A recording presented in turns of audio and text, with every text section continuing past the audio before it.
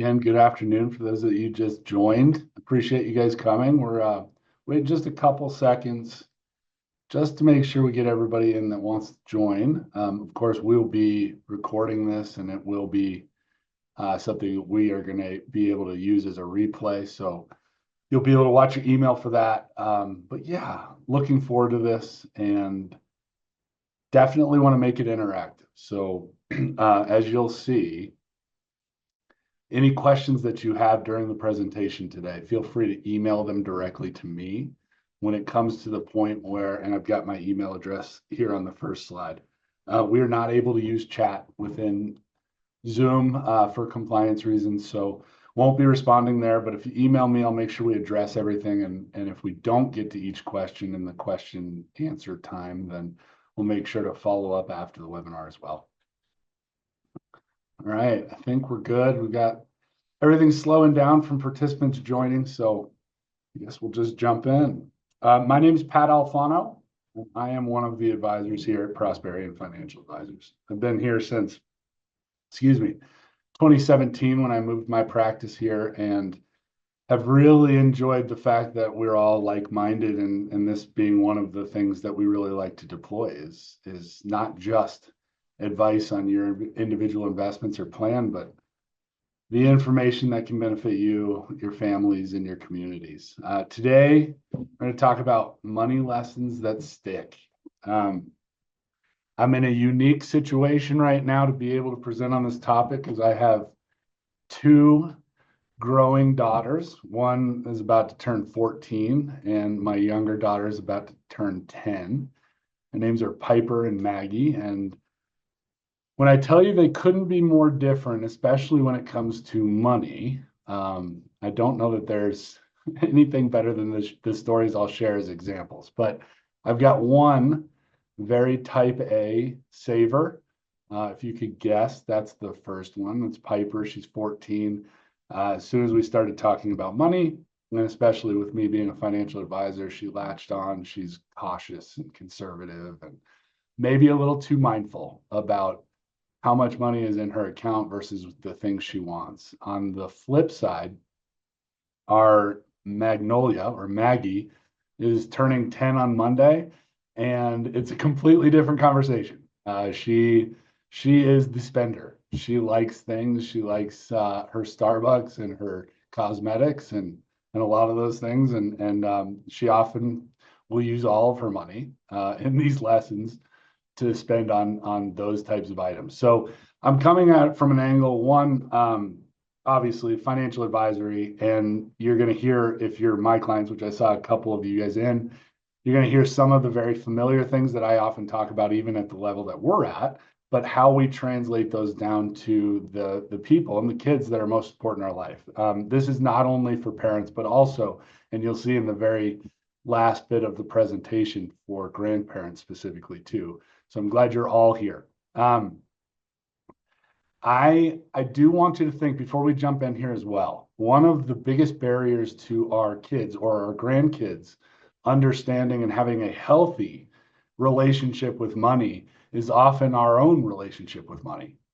And so before we go through this, one of the things that you'll have a chance to reflect on is what is your current relationship with money look like? But also, how has that changed over time? And how are you displaying that in your life, in which those little ears and eyes are always watching? Oftentimes, what you believe about money, how you interact with money, and that's really how your kids or grandkids are going to adopt, at least initially, the same types of habits and beliefs. So think about it. Do you villainize money? Is it something that your kids or your grandkids hear you talk about as if it's the enemy? Do you weaponize it, which both are obviously not ideal, but do you use it as leverage? That may or may not be the best way for your kids or grandkids to be able to form their beliefs and habits. But ultimately, what we're going to get to here, and I'm a very much an advisor oriented around human behavior, and especially financial behavior. We're going to talk about a lot of the ways that we can employ that through some tools and some different lessons in order to help form those habits and beliefs about money so that it's healthy relationships going forward. Again, if you got questions, please email them over. I'm hoping that we get through the material here in about 35 minutes, and we'll have a good chunk of time for questions at the end. All right. So moving on. Theoretically, there we go. So if you look at the statistics, and these are, I did pull from about 7 different studies that I've read, and I appreciate about the formation of habits and beliefs, not only for kids, but also for adults with their money, but specifically for our families. 76% of parents say they talk to their kids about money at least somewhat often. There's not a great definition for somewhat often. It's a very relative term. I think in some of those statistics, if you read the reports, there's some hopeful thinking in that they're actually delving into subjects and topics that are helpful and useful and educative. Only 22% say they do it on a weekly basis. Now, that also, even just coming from my standpoint, maybe that's a little too frequent for your family. You're going to have to figure out what's right. But the most important part is that we're actually having conversations. With the removal of home economics from high schools and middle schools over the past decades, it's never been more important for kids to understand not only the ins and outs of how to run a household, but very much so how to interact with their money and to make sure that it is a tool that they can use for the rest of their lives. So what holds us from talking about money as much as we may want to or need to? Well, in a lot of cases, we just don't know how. As parents, you bridge these gaps, and I'm specific to this. I was raised with a brother predominantly, and I'm now the student of 2 emerging teenage girls, and I'm learning a lot about how to be a father to 2 growing young, beautiful women. However, it doesn't mean that I don't want to learn, and that's the same for money. So we don't know how doesn't mean we shouldn't. The most important thing is start now. You know, even if you don't have in the second bullet point, we often don't feel broadly, we don't feel like we have the right amount of knowledge sometimes. In fact, most parents give themselves a B- in the understanding of money when it comes to not only just savings and checking, but going outside of that to even investing like we do here. And then unfortunately, because we're just creatures of habit, and inertia is a very powerful force, we often just wait until we're asked about money. And in some of those cases, as you may have already found out with your kids, those come after bigger mistakes that happen with money too. So we want to try to avoid that. Your kids are not going to ask about money. In fact, your family's not going to ask about money if you are in the gross, quote unquote, normal population, because we've stigmatized money and the discussion around money so much in our culture, especially between families, that it's somewhat of a taboo topic, and our kids pick up on that. So they don't want to make mistakes. No one wants to look foolish with money. And that's why it's often not talked about. We have to break that stigma. I think it does start, within our own households. So it's not that you're not doing it. It's not that you're not doing it right. It's typically that we're just not doing it often enough. So when should we start? I'm spilling the beans. I should have asked the question beforehand, but really, if you look at some of the most formative studies, again, this is behavior studies, but it applies directly to finance in three key principles, which we'll talk about. But doctors Whitebread and Bangham out of Cambridge in 2013 found that, by the age of 7, kids are ready. Not just ready, they've already started to develop their habits in planning and patience.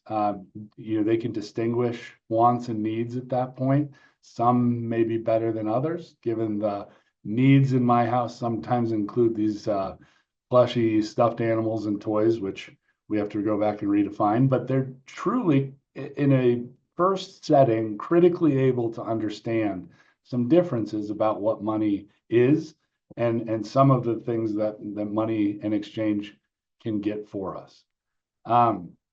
As we go older, if you got your kids and you're thinking about them right now and they're already 7 years or older, they're not lost causes. It's just the conversation needs to change, and in some cases, it may need to accelerate.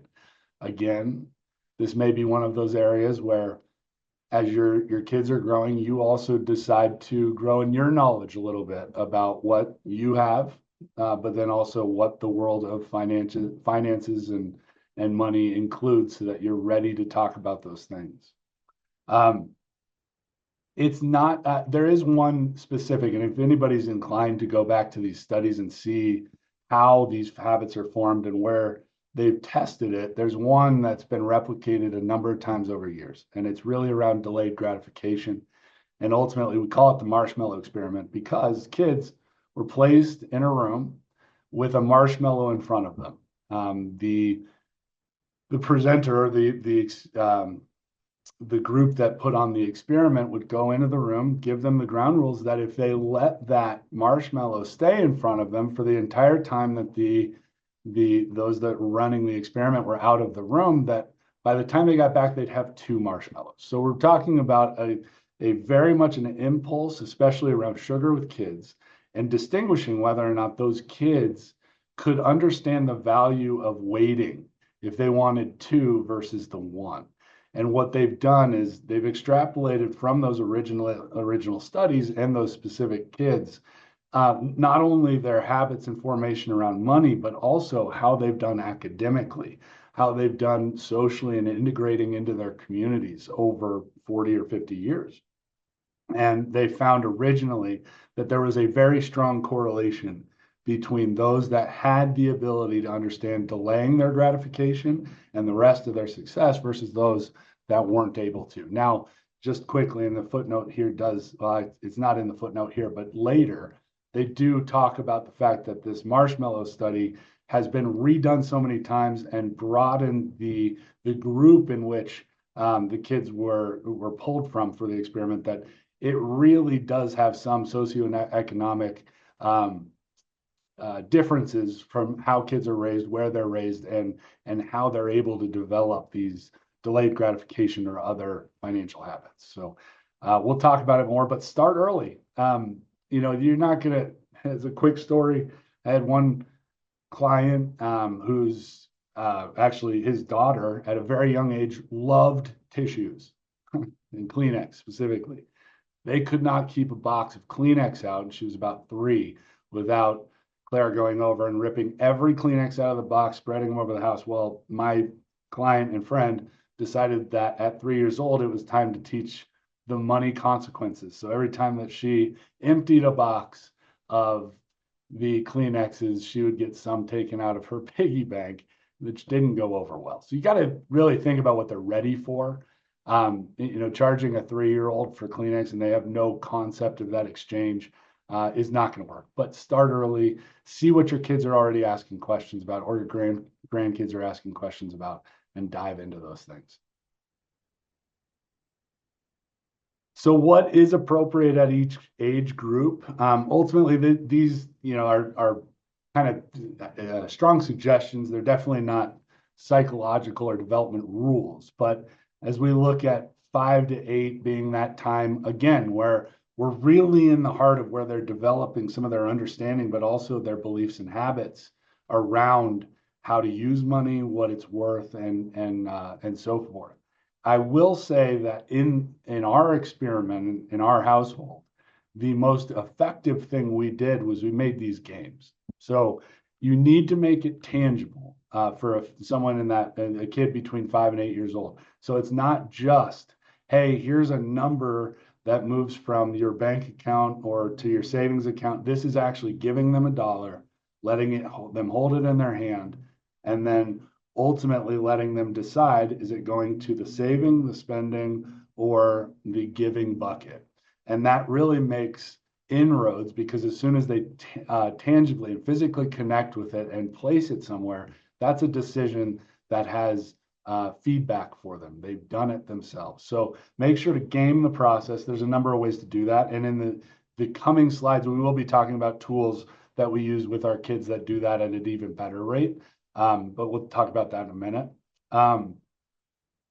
So then, the ages 9 to 12, and this is really where we've lived with both of ours for the, I guess, past 5 years between their age gaps. But you want to start in this position, really helping them understand the relationship between earning or receiving.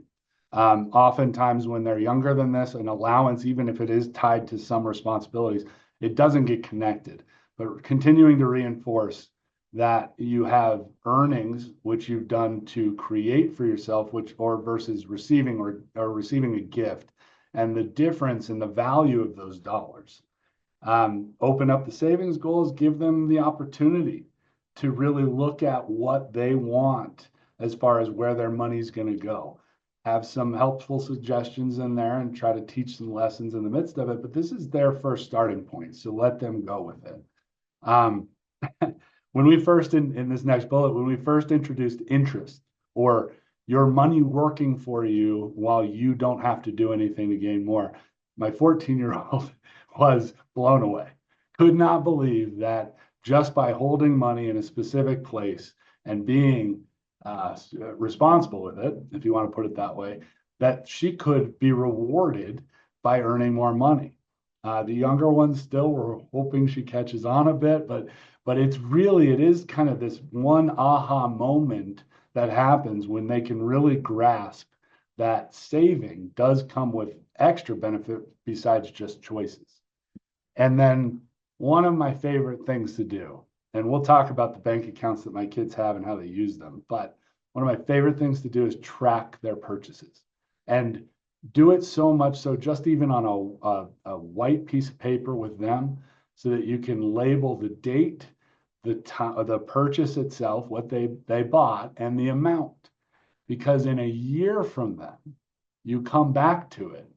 And as an example, again, with my younger daughter, Maggie, we came back to this very important $30 stuffed animal that she really wanted, and she did buy last year. And this just happened about a month ago. But in revisiting those purchases and trying to connect the value versus the opportunity cost of keeping money for other purchases, she couldn't even find the stuffed animal. And that was pretty devastating for her. So hopefully stuff like that starts to stick with them. Now, when we get to the teenage years, this is where we have to start really trying to pick up the pace and understand and help them understand the complexities of their decisions. So you start, and again, too, we've already started with some debit cards for my kids in the age range they're in, but it very much is necessary at the point, I believe, between 13 and 18, that they start to use and have some access to either debit or credit cards. I do not advocate credit cards. In fact, you'll see in the tool in a minute that we use, the debit card is going to give them the benefit of really what they want, without any of the downside consequences to themselves or to you. The other thing we've done with them, and we started a little bit early on this, is we opened up not only the college savings accounts, those 529 accounts, which are largely invested outside and you don't have a huge choice in. And we started another account called a UTMA, or a Unified Trust of Minors account, or ACT account, I should say. And those are parental, or at this point, parental controlled. So I and my wife own the accounts, but they're the beneficiaries of them. Now they do have, and we'll talk about this in a minute, some rules around them, both taxably and then also control-wise, that you want to consider before, and you talk to your advisor before you do this. But what the UTMA accounts have allowed us to do is to actually help them to understand stocks. So they, at an early age, were able to go in and buy stocks. I would have them buy one company that they liked. Lululemon was a big one. I remember that. And then I would pair it with a company that I liked. And we've tracked those over time so that they can see what they've invested in, what we've invested in for them, and how those things act together. Some fun stories in that. If we get to it at the Q&A, I can share those. But each stage is independent. Again, between that 13 to 18-year-old group, you also want to start introducing debt and taxes. I know it's crazy to think about, but don't allow them to actually get in debt. Try to do it from the standpoint of you be the debtor. I'm sorry, they are the debtor and you are the recipient. Effectively, they've borrowed money from you, and have them feel the effect of what it would look like to make a payment to get that debt down, but to you or back into their savings account, and how much of that amount is not truly theirs. So do those things, and we can talk about that again in question and answer if you have practical questions about it. But the 50, 30, 20 conversation too, which we've all kind of talked about, 50% go to needs that they have, and at their ages, they don't have a lot of needs because we take care of a lot of that usually. 30% go to their need or their wants, excuse me, and then 20% go to debt and savings. So those concepts come in at about those relative ages. All right, next slide.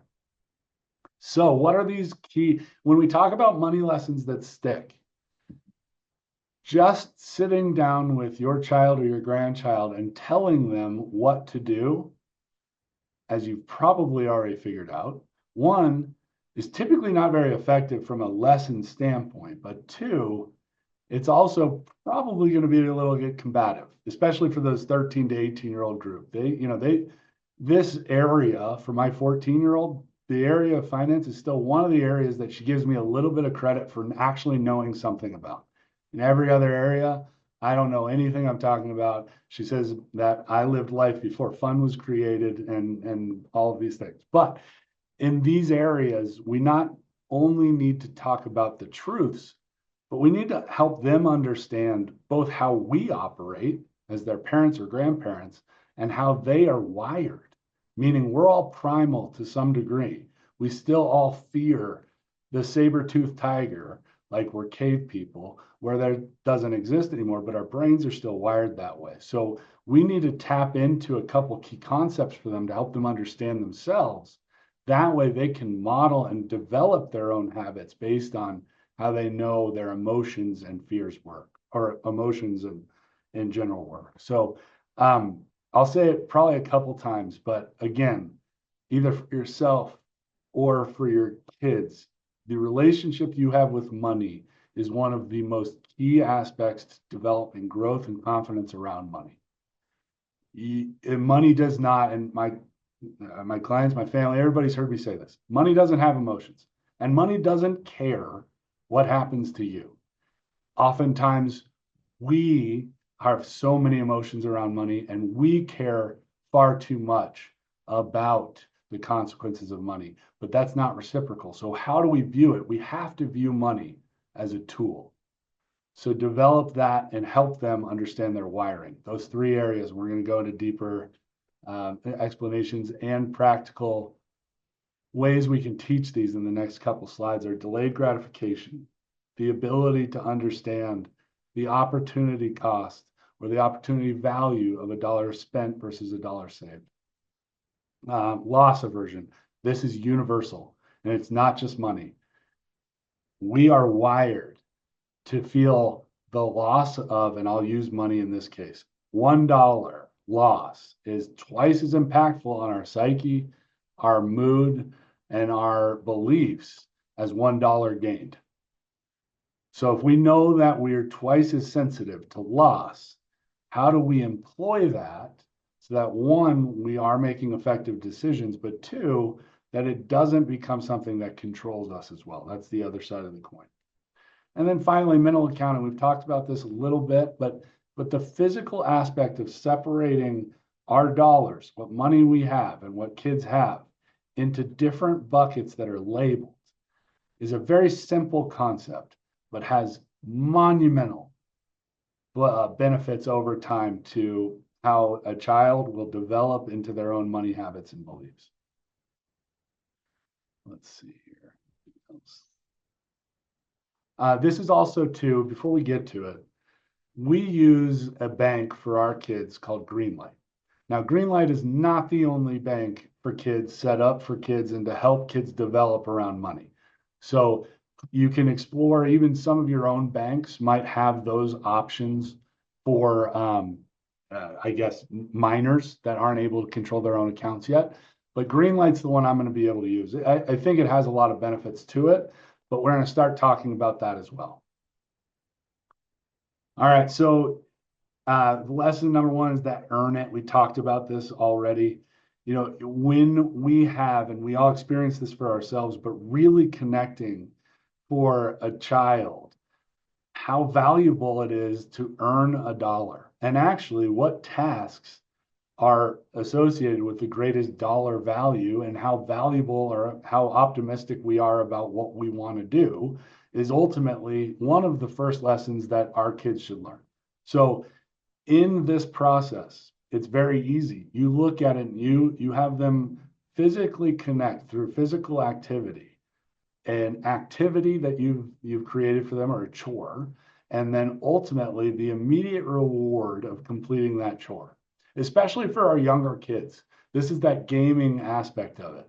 When you tell them that they're going to get $3 for cleaning their room, they will immediately associate that checkbox with $3 in their account. If you don't do that, that might be detrimental to understanding their trusted employers later in life, but I digress. One of the ways that you can do this within the Greenlight Bank and app that they have is you can actually create a chore list that gives them what their payment they're hoping for is associated with in their activity. And you can set it so that it ties directly to your bank account as soon as they check off that chore, cleaning their room, doing the dishes, whatever it may be. They'll immediately be able to see the reflection of the increase of that money that they earned in their account.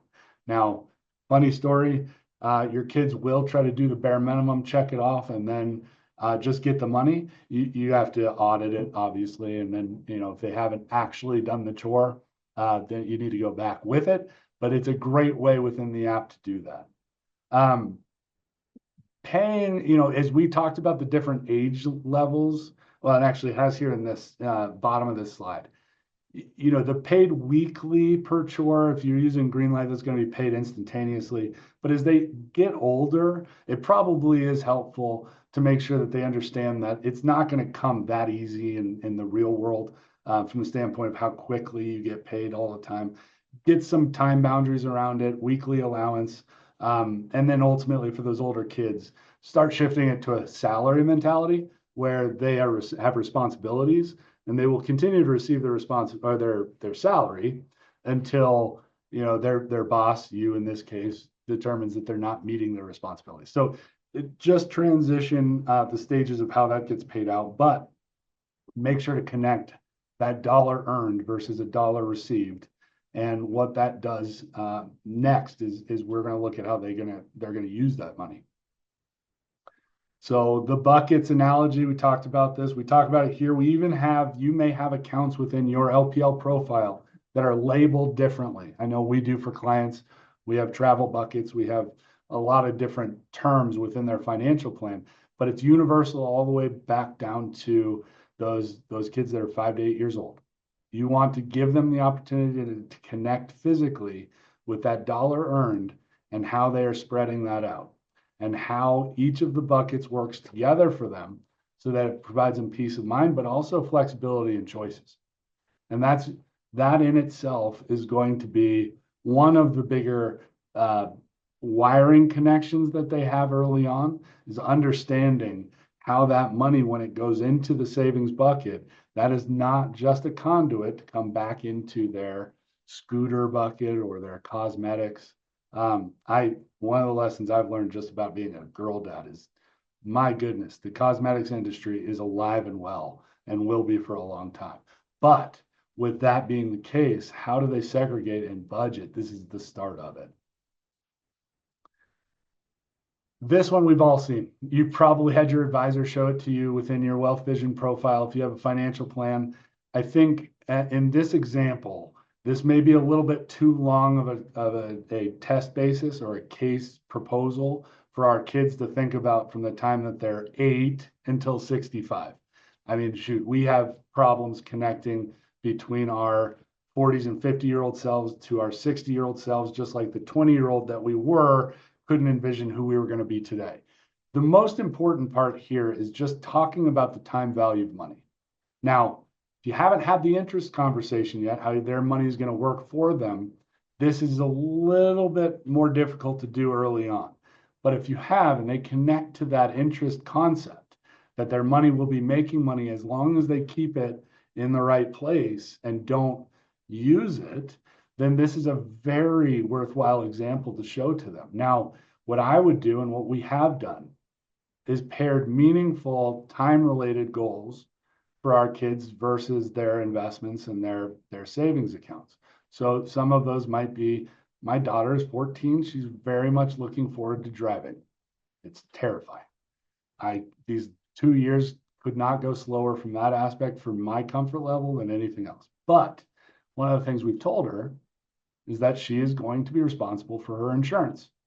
She needs to understand what insurance costs, but now is the time to start saving for that. So she has, and we've provided a goal for her of what amount of money on an annual basis she'll need to make sure that she upholds her end of her ability to go drive. And in that, it's a much smaller number, but it also compounds over time as far as how she's saving and where it's being saved. And she can see the difference versus starting later when she starts to drive and how much more impactful that would be to her, to what she has to earn at that point. So break it down into smaller chunks, but this piece and showing them the time value of money, especially with interest involved, is going to be a key piece.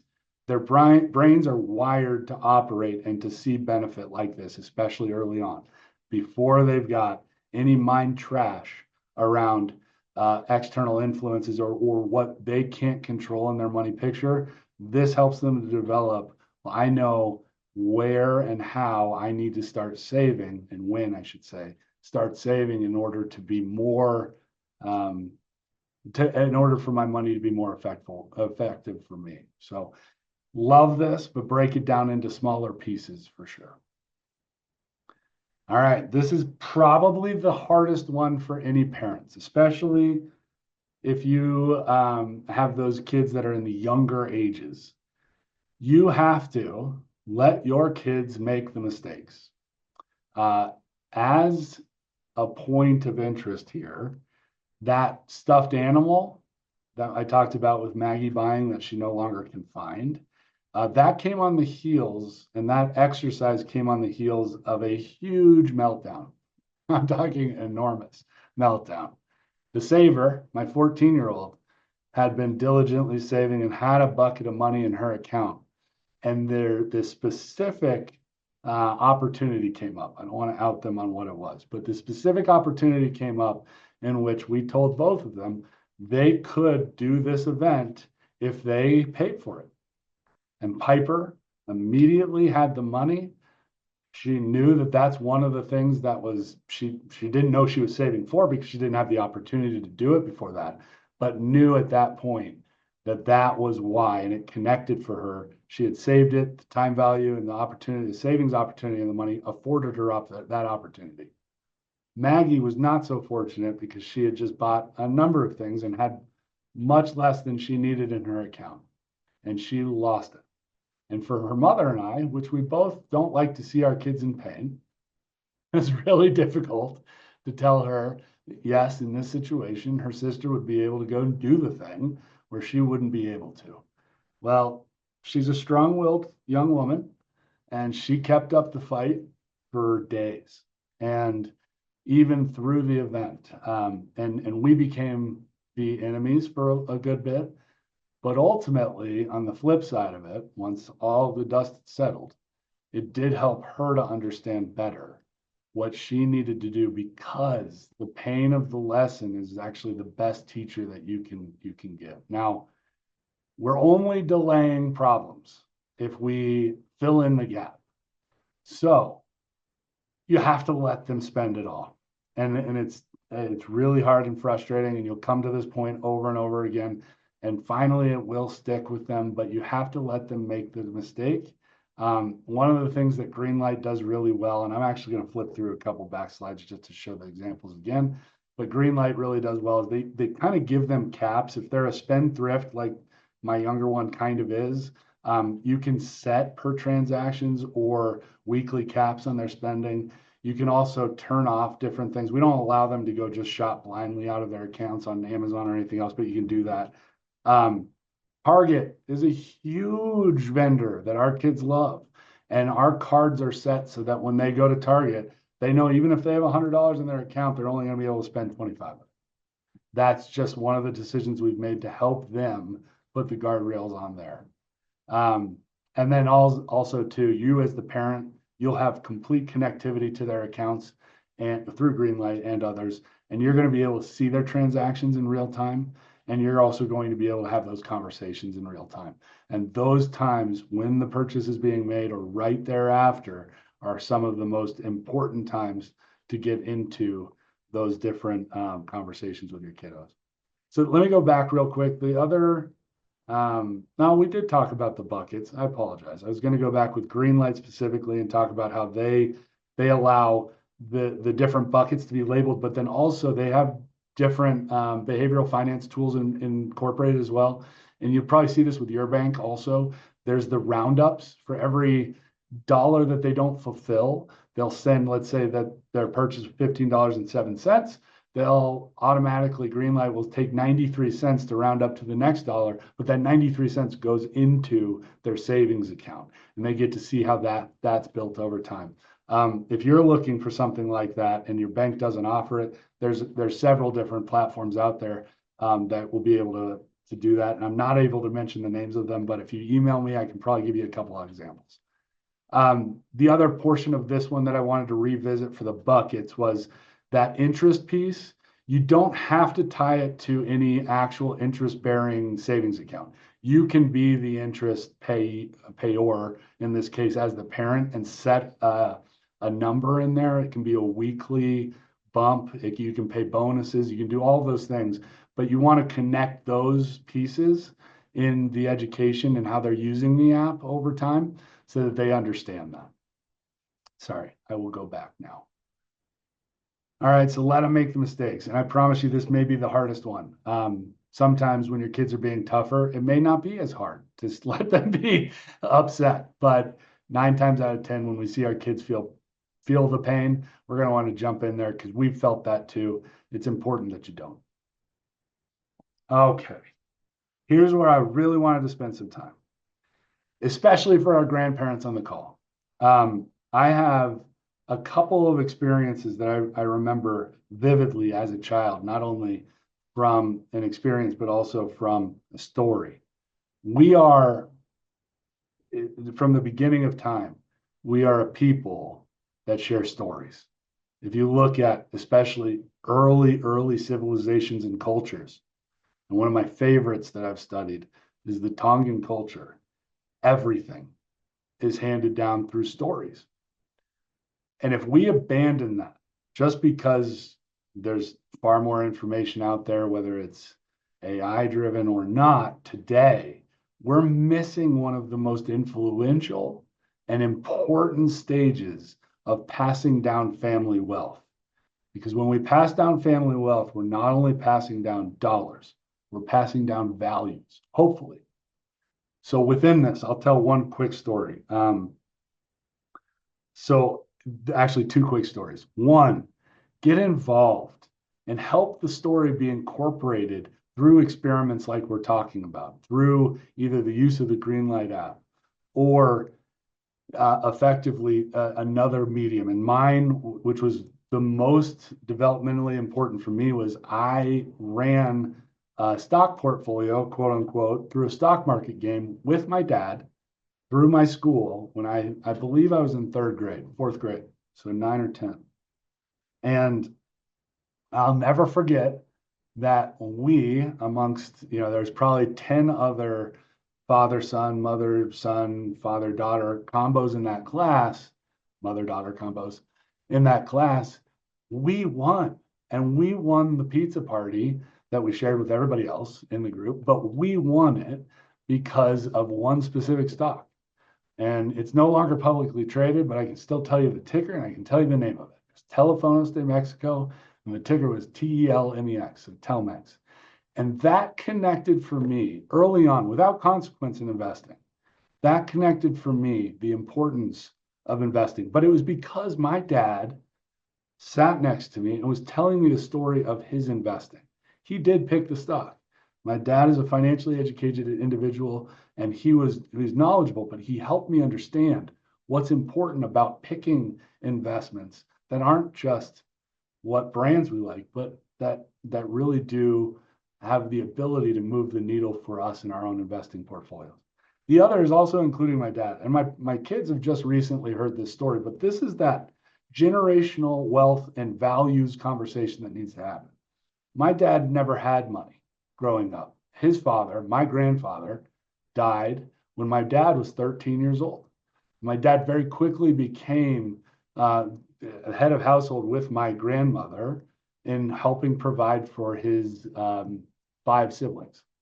And within that, he developed money habits and beliefs, some, as he'll acknowledge today, were very much fear-based, but a lot were very discipline-based. And he understood the value of money very early. The way that he saved for our family, provided for our family, and has ultimately provided for generations to come is something that's very important to him. And if our kids don't understand where the money is coming from originally, or how we are formed, and what makes life with the tool, the resource of money, and how we use it valuable, it's going to come from examples like that.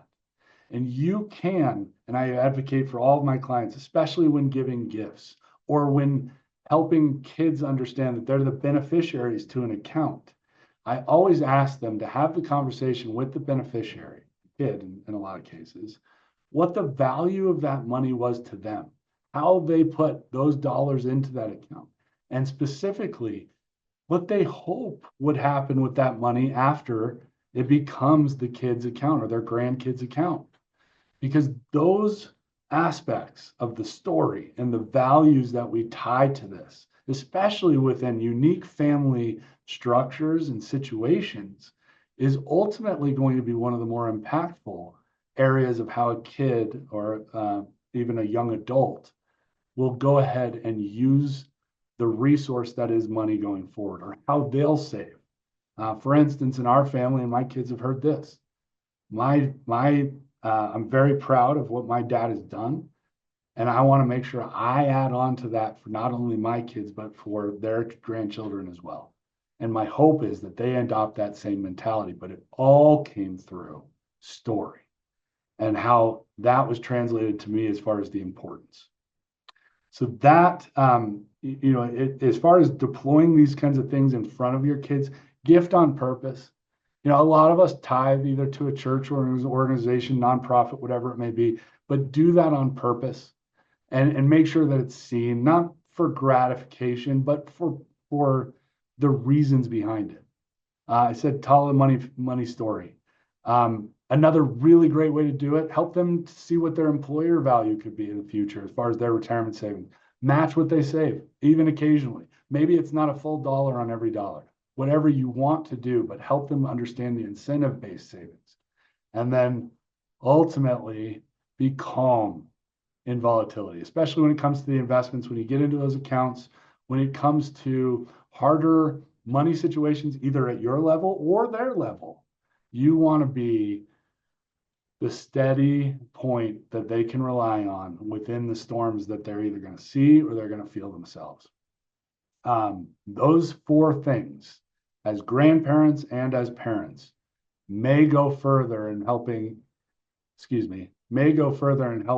to perpetuate the value of wealth for not only the next generation, but for those to come in the future.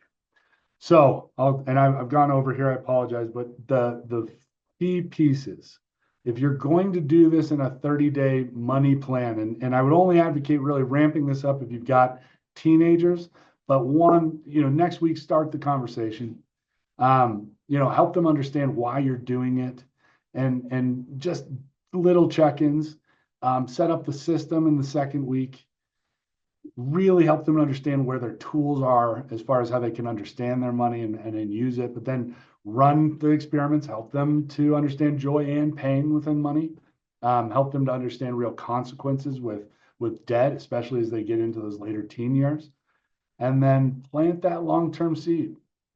You didn't get to where you were except for some discipline at some point, and you have to help them understand that money is just a tool, but it needs to have some level of weight as far as how they think about it, and especially for their future selves, if they want to have dignity and choices going forward. So that is the presentation. Start small and start now, depending on where they're at. Talk to your advisor.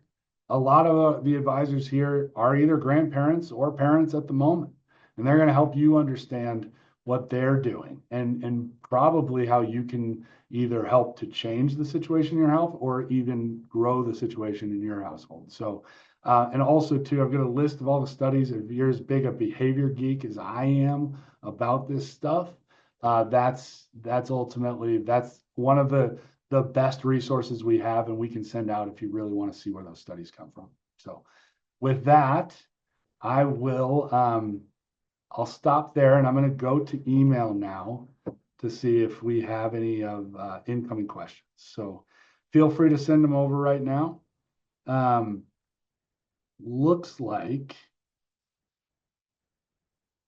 yeah, I've got one question as far as where can you get involved in the stock market games? A lot of times now they're not as prevalent as they used to be. It used to be education oriented within the elementary schools. They don't necessarily have those through the elementary schools anymore, but programs like Junior Achievement, and I would suggest too, if you want to be influential in your kid's life, go and volunteer for Junior Achievement in their school. I've done it twice, and it's really fun. They do a great job of breaking down all the lessons. But you can find the stock market games. I know they do it on a state level now at the middle school level. I wasn't real enthused with the amount of interaction that they have with the actual game itself. It's more based just picking a portfolio and then maybe managing it over time, but then across everybody in the state, somebody wins. And I didn't love the difference in the interaction there. The other one is create your own. I mean, all you need is a piece of paper and, Yahoo Finance, and you can track a lot of this through a spreadsheet. So start your own within your communities, within your neighborhoods, within your soccer, football teams, whatever it may be, with other parents, but do it that way. And again, too, come to us if you need help with how maybe a spreadsheet could get formatted for that or whatever it may be. So yeah, that's a good question there. Let's see. Doesn't look like we have a ton of others. Yeah, no other questions right now. So with that, Kyle, we can wrap it if you'd like. And we can certainly respond to any other questions as they come in. And you will have the opportunity again, if you wanted to forward this on to somebody as a replay, we'll have that probably in the next week or so for you to be able to do it. But yeah, I appreciate your guys' time. Start small, start now, and just know that a lot of the times it's going to really start with how you believe and in your habits and your beliefs around money, and maybe changing some of those and how you communicate those or show those within your household might be all the change that's needed sometimes. So thank you for your time. We appreciate you here at Prosperion. We look forward to connecting with you soon.